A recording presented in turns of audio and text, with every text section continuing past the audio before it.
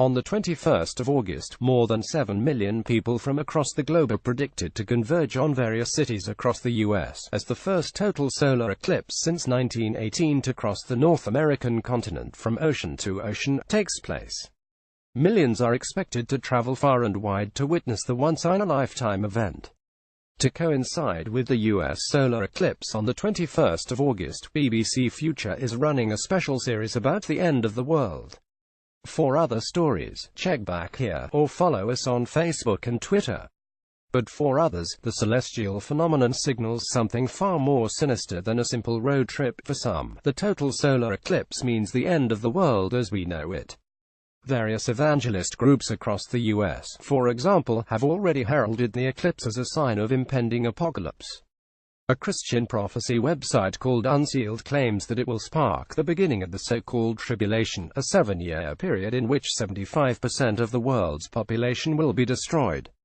Meanwhile, for many, this eclipse is the highly anticipated event of the summer.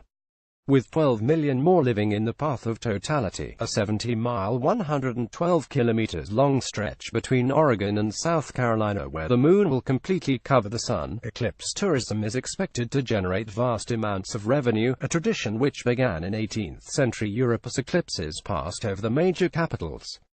Various evangelist groups across the U.S., for example, have already heralded the eclipse as a sign of impending apocalypse. So why does a major, exceedingly rare spectacle in the sky draw both wonder and fear alike? The link between an eclipse and beliefs of impending doom actually harks back to a time where our relationship with the sky was one of considerably greater unease.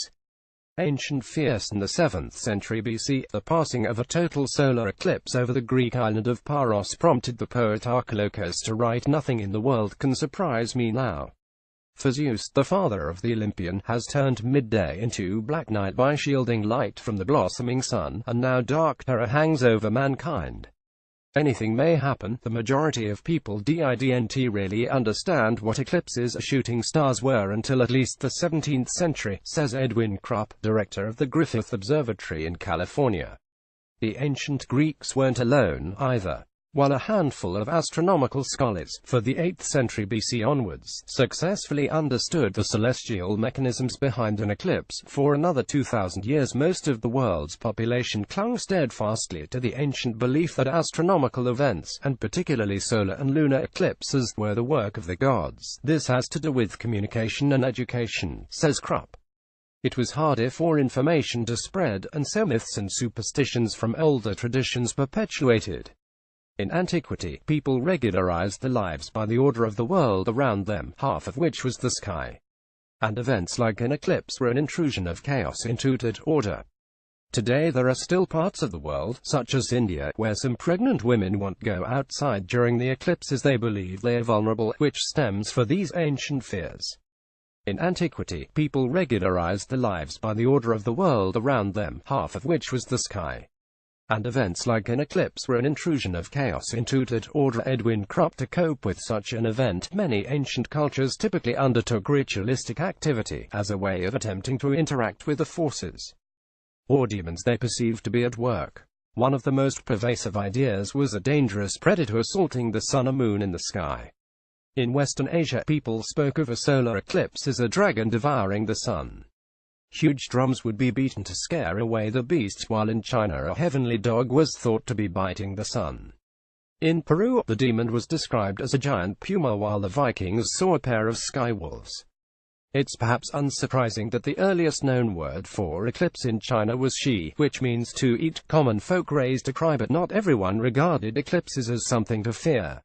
The Batamaliba people in Togo and Benin have always viewed them as the sun and moon fighting. They encourage them to stop, and use the time to reconcile old feuds and forgive. Both the Aborigines in the South Pacific and the Native American tribes on the northwest coast of America saw a total solar eclipse as a time of intimacy, with the sun and the moon disappearing behind a shadow curtain to conceal their erotic activities. The way people have interpreted these astronomical events goes hand in hand with the beliefs in the culture, says Charita Holbrook, an astronomer and professor at the University of the Western Cape. In places where there's a gentler environment, no extremes in weather, and food is abundant, your gods are likely to be kinder, and so you see things in different ways. But if you live in a fearful religion where the gods are out to get you, then you'd have more of an inclination to expect the end of the world. This was certainly the case in medieval Christian Europe. With a population fraught by plagues, wars, and well attuned to the Bible, the thoughts during a solar or lunar eclipse would turn quickly to the book of Revelation, which refers to the sun becoming black as sackcloth, and the whole moon becoming the color of blood. It's very easy to see why people thought this way, says Chris French, a professor and founder of the Anomalistic Psychology Research Unit at Goldsmiths. The sun disappearing from the heavens during a solar eclipse, there's all kinds of very obvious symbolism associated with that. With a lunar eclipse, the moon turns blood red. And you have to remember that for the vast majority of the population, they'd probably never seen this before. Life expectancies were short, and they're not particularly common events. When the Spanish conquered the Aztec Empire in the 16th century, among them was a Franciscan friar called Bernardino de Sahagún, now regarded as one of the first anthropologists. He provides a rare account of the reaction of the local people to a total solar eclipse. The sun turned red, it became restless and troubled. It faltered. Then there were a tumult and a disorder. All were disquieted, unnerved, frightened. There was weeping. The common folk raised a cry, lifting their voices, shrieking. There were shouting everywhere. People of light complexion were slain as sacrifices. Captives were killed. All offered the blood. In all the temples, there was singing and chants. An uproar. There were war cries. It was thus said, if this is complete, it will be dark forever. The demons of darkness will come down, and they will eat men. The stars' power over politics. Of the few who understood what was actually happening, some deliberately chose to precipitate the myths as a way of manipulating political power to their own advantage.